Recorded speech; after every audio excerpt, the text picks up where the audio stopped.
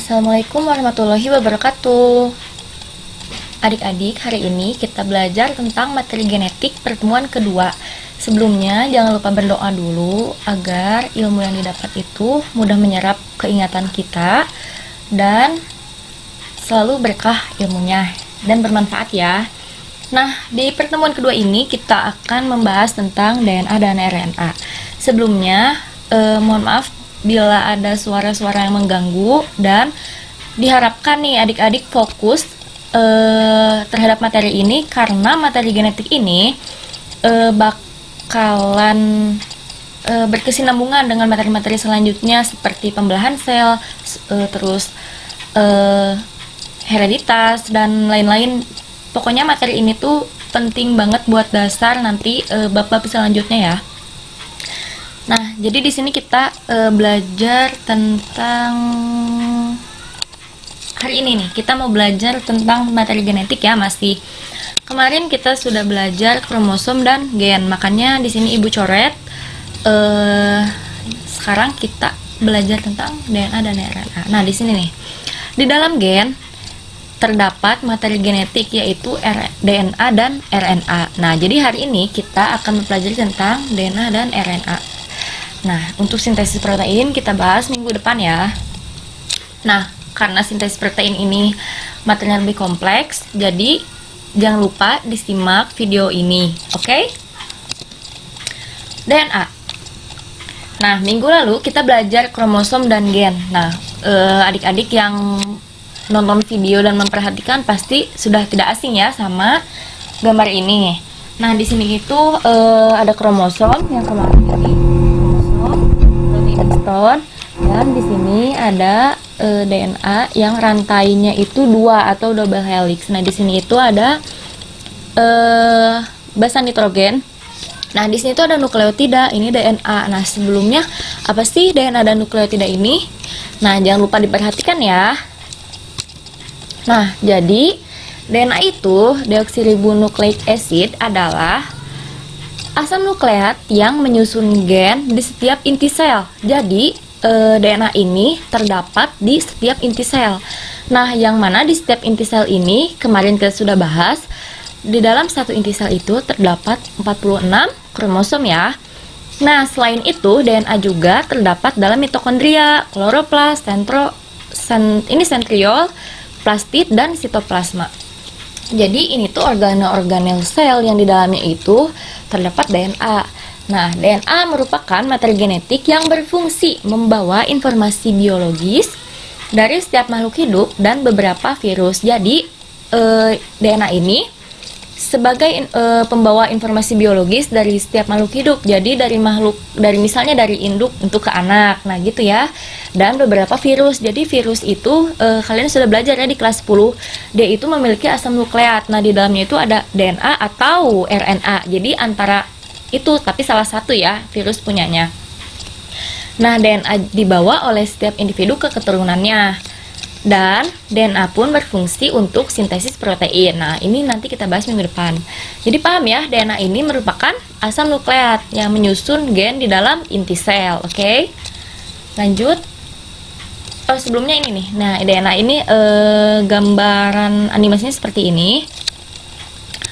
Nah, di sini itu setiap DNA terbentuk dari ratusan hingga ribuan polimer nukleotida. Setiap nukleotida terdiri dari, nukleotida ini apa sih? Nah, jadi setiap nukleotida ini terdiri yang pertama itu dari gugus fosfat. Nah, jadi sebenarnya ada 3 nih. Yang pertama ada gugus fosfat, yang kedua ada gula pentosa atau deoksiribosa. Yang perlu diingat di sini, ini penting sekali buat nanti takut ada soal atau di ujian-ujian selanjutnya. Ini pasti ditanya, ini penting. DNA itu memiliki gula pentosa, namanya apa? Nah, gula pentosa di DNA itu namanya deoksiribosa. Deoksiribosa itu namanya gula pentosa di DNA.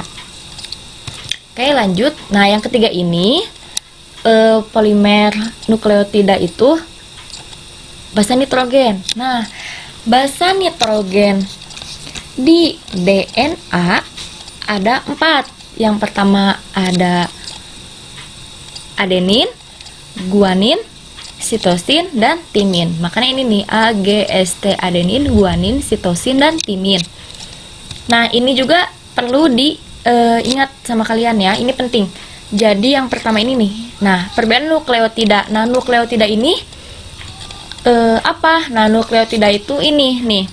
Nanti kalau kalian punya buku referensi boleh dibuka atau cari di internet. Jadi ini tuh struktur dari nukleotida itu terdiri dari yang pertama ada fosfat, ada gula pentosa, dan ada basa nitrogen. Nah, kenapa di sini disebutnya gula pentosa? Nah, karena ini itu mengikat 6 atom karbon. Nah, di sini ya, jadi si gula pentosa itu mengikat 5 atom karbon. Makanya ini ada 5 nih. Nah, jadi itu disebut gula pentosa. Nah, di sini tuh ada basa nitrogen. Nah, basa nitrogen nanti terdiri dari yang tadi 4, adenin, guanin, sitosin, dan timin ya. Nah, ini itu fosfat, gula pentosa, dan basa nitrogen. Ini itu dikatakan nukleotida. Nah, seperti di sini ya, ada 3 nih nukleotida, seperti gambar di sini. Nah, sedangkan nukleosida itu apa? Nah, nukleosida itu hanya terdiri dari gula pentosa dan basa nitrogen. Jadi kalau nukleosida itu tidak terdapat fosfat. Jadi intinya mereka itu tanpa fosfat gitu. Kalau misalnya nukleosida itu hanya berdua. Nah, nukleotida itu bertiga sama gula fosfat. Jadi di sini bisa ya dipahami ya. Di sini itu perbedaannya melalui gambar seperti ini. Oke, lanjut. Tuh ya, nah ini tuh perbedaan nukleotida dan nukleosida. Nah, DNA nih. Deoksiribonukleik acid adalah dia itu strukturnya memiliki rantai double helix atau uli rangkap.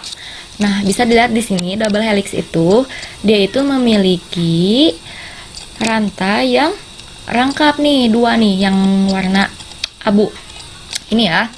Nah, lalu DNA juga memiliki 4 basa nitrogen. Nih, namanya itu adenin, guanin, sitosin, dan timin. Nah, ini ibu warnain itu biar sesuai sama di gambarnya aja ya. Sebenarnya ini itu kayak penanda gitu. Jadi kalau misalnya adenin itu warna kuning, timin warna merah. Nah, sebenarnya ini tuh hanya memberi warna aja gitu agar menarik ya di gambarnya. Tapi kalau aslinya nggak berwarna kayak gini gitu. Nah, terus di sini itu nih ada apa ini? Timin warna merah, dan di sini itu ada adenin. Nah, jadi adenin itu pasangannya selalu dengan timin, guanin itu pasangannya selalu dengan sitosin. Nah, ini nih, guanin itu selalu dengan sitosin. Nah, jadi itu tuh selalu berpasangan ya. Nanti di slide selanjutnya dijelaskan. Jadi intinya di sini memiliki 4 basa nitrogen. Yang pertama adenin, guanin, sitosin, dan timin. Ya. Nah, ini nih. Basa nitrogen terbagi menjadi 2 kelompok. Jadi mereka tuh punya 2 geng nih. Nah, yang pertama itu basa nitrogen itu gengnya purin yang pertama. Terus yang kedua itu ada pirimidin. Nah, si purin ini membernya itu ada adenin dan guanin. Jadi setiap gengnya itu atau kelompoknya itu mereka itu punya 2 ya. 2 member nih, yang pertama purin, adenin, dan guanin, yang kedua itu ada pirimidin, sitosin, dan timin. Nih jangan lupa karena ini tuh sering ditanyain nih kalau misalnya di ujian dan di latihan soal-soal yang lain. Nah, paham ya? Adenin, guanin, sitosin, timin. Nah, tadi di bahasa yang ini nih. Nah, lihat. Di sini itu ada adenin pasangannya selalu dengan timin ya. Nah, terus di sini itu guanin selalu dengan sitosin. Oke, paham ya? Jadi bisa dilihat di gambar gini. Nah, kalau misalnya bingung, kalian bisa jabarin aja kayak gini. Ini purin nih. Ini pirimidin. Purin itu kan adenin, guanin. Pirimidin itu sitosin, timin. Nah, adenin dan timin itu berpasangan. Guanin dan sitosin berpasangan. Jadi kalian silang aja ini. Atau enggak bisa pakai cara cepat nih. Ade gue si tengil. Ya, jadi urutannya kayak gitu, tinggal disilang aja. Jadi itu mereka udah berpasangan gitu. Nah, terus struktur DNA. Nah, ini nih, adenin dengan timin dihubungkan oleh ikatan lemah 2 atom hidrogen. Nah, jadi kan yang tadi ya, adenin selalu dengan timin, guanin selalu dengan sitosin. Nah, kalau guanin sitosin ini dihubungkan oleh ikatan lemah 3 atom hidrogen. Oke. Nah, sifat-sifat DNA. Sifat-sifat DNA yang pertama, jumlah DNA konstan atau tetap pada setiap jenis sel dan spesies. Nah, jadi selalu tetap gitu jumlah DNA pada setiap sel individu gitu. Nah, terus yang kedua ada kandungan DNA dalam sel bergantung sifat ploidi. Nah, sifat ploidi ini bisa kita sebut dengan jumlah kromosom. Jadi, kandungan DNA itu tergantung sama sifat si kromosom itu sendiri gitu ya. Yang ketiga itu ada bentuk DNA pada inti sel eukariotik seperti benang yang tidak bercabang. Nah, jadi bentuknya itu seperti benang tidak bercabang kalau misalnya pada sel eukariotik. Terus yang keempat, bentuk DNA pada inti sel prokariotik, plastid, dan mitokondria berbentuk sirkuler. Jadi sirkuler itu melingkar. Nah, ini tuh melingkar ya. Itu sifat-sifat pada DNA. Nah, fungsi DNA nih, yang pertama membawa informasi genetik. Ini sudah jelas sekali ya fungsinya, membawa informasi genetik. Yang kedua, memiliki peran dalam pewarisan sifat. Nah, dari induk ke anaknya. Yang ketiga, mengekspresikan informasi genetik. Yang keempat, menyintesis molekul kimia lain. Yang kelima, menduplikasikan diri atau bereplikasi. Nah, terus nih replikasi DNA. Nah, replikasi DNA ini proses menduplikasi diri. Jadi kayak dia itu menduplikasikan. Jadi ini tuh terjadi pada saat sebelum selnya membelah. Jadi saat pembelahan sel itu si selnya itu melakukan replikasi DNA. Nah, gitu dengan tujuan agar sel anakan hasil pembelahan mengandung DNA yang identik dengan DNA sel induk. Jadi sebelum sel membelah itu harus bereplikasi dulu. Kenapa? Nih, agar sel anakannya itu mengandung DNA induk. Ya, paham ya? Nah, jika terdapat kesalahan pada proses ini, sifat pada sel-sel anakan akan mengalami perubahan. Jadi biasanya mutasi atau yang lain-lain ya, nanti kita bahas. Nah, di sini itu ada yang pertama memungkinkan replikasi DNA melalui 3 model. Di antaranya yang pertama ada semi konservatif. Nah, ini tuh rantai ganda DNA lama berpisah, kemudian rantai ganda lama berpisah, kemudian rantai baru disintesis pada masing-masing rantai DNA lama. Nah, yang kedua itu ada konservatif. Rantai ganda DNA tidak berubah, jadi berfungsi sebagai cetakan buat DNA baru. Jadi DNA lamanya itu tidak berubah. Nah, kalau dispertif, beberapa bagian dari kedua rantai DNA lama digunakan sebagai cetakan DNA baru. Jadi hanya beberapa bagian dari DNA yang lama ya. Sehingga DNA lama dan yang baru tersebar gitu. Nah, dari ketiga model tersebut, model semi konservatif merupakan model yang paling tepat untuk proses replikasi DNA. Nah, replikasi semi konservatif ini berlaku bagi organisme prokariotik maupun eukariotik. Nah, di sini tuh bentuk replikasi DNA dapat dipahami melalui gambar berikut. Nah, tadi ini di gambar DNA yang lama nih, yang warna merah biru. Nah, terus gini nih, rantai ganda DNA lama berpisah. Nah, jadi ini tuh berpisah nih, si merah sama biru berpisah. Ini biru ke atas, merah ke bawah ya. Nah, kemudian rantai baru disintesis pada masing-masing rantai DNA lama. Nah, di sini rantai baru dia itu disintesis atau bersatu pada masing-masing DNA lama. Nah, di sini itu kan yang baru itu yang kuning. Kalau di sini baru itu yang toska ya. Nah, di sini itu dia itu bersatu dengan rantai DNA yang lama. Paham ya? Jadi kayak gini semi konservatif itu. Jadi yang lama itu kayak berpisah, bertemu lagi dengan yang baru ya gitu ya. Nah, sekarang kita ke RNA.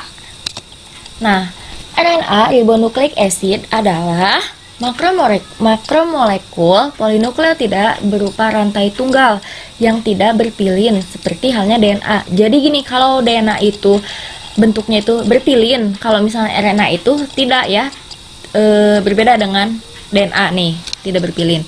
Nah, RNA banyak terdapat pada ribosom. Nah, ribosom ini organel pada sel yang berfungsi kan untuk sintesis protein ya, atau sitoplasma. Sitoplasma ini cairan yang ada di sekitar inti sel, sekitar sel.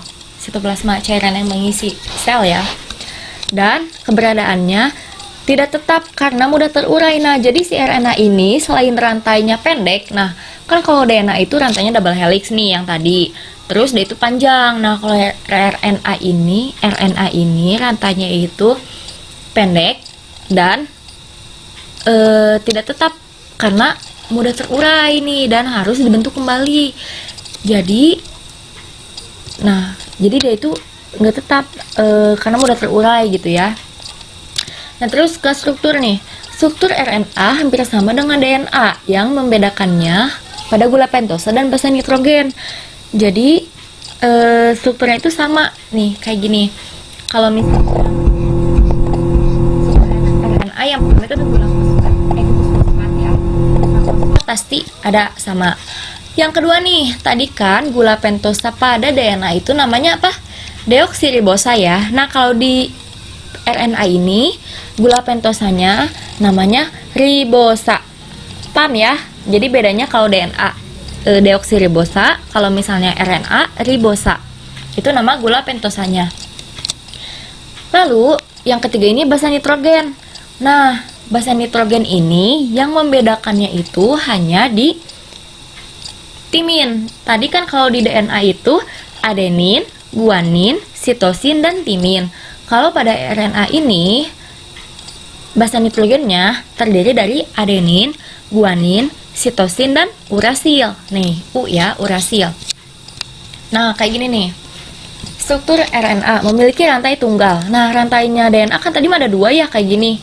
Nah, kalau RNA ini sendiri, jadi cuma satu nih rantainya, ini RNA. Bentuknya juga pendek ya, kalau misalnya rantai si RNA. Nah, jadi ini bukan RNA, ini sebenarnya ini bukan DNA, ini RNA. Ini typo ya, ini RNA. Ini juga RNA. RNA memiliki 4 basa nitrogen. Nih, 4 basa nitrogennya sama kayak si DNA. Adenin, guanin, sitosin, dan yang membedakan di urasil. Nah, adenin ini di sini adenin ini warnanya sebenarnya tadi belum keedit kayaknya ya, tapi sama aja. Ini yang membedakan hanya di urasil. Di sini urasil ya. Jadi kan timin, ini urasil gitu. Nah, di sini nih. Kayak tadi. Jadi si RNA ini itu sama kayak si DNA. Dia itu punya geng 2 namanya purin dan pirimidin, sama ya. Yang membedakannya itu kalau misalnya di basa nitrogen itu hanya di urasil ya. Sama nih kalau misalnya di RNA, adeninnya itu pasangannya sama urasil. Kalau misalnya pasangan dari guanin itu di sitosin. Itu kalau misalnya pasang-pasangannya ya. Nah, yang membedakan hanya di urasil. Nah, macam-macam RNA. Macam-macam RNA itu yang pertama ada RNA genetik dan yang kedua ada RNA non genetik. RNA genetik itu RNA yang berperan seperti DNA dalam membawa informasi genetik. RNA ini hanya ada dalam beberapa jenis virus. Nah, seperti yang tadi dijelasin, kalau misalnya virus itu memiliki asam nukleat antara DNA atau RNA. Jadi salah satu ya yang nanti bisa ditularkan atau ditransferkan ke individu lain gitu kalau misalnya virus. Kalau yang kedua ada RNA non genetik. Nah, RNA yang bersifat dan berperan dalam sintesis protein dia itu tuh ya.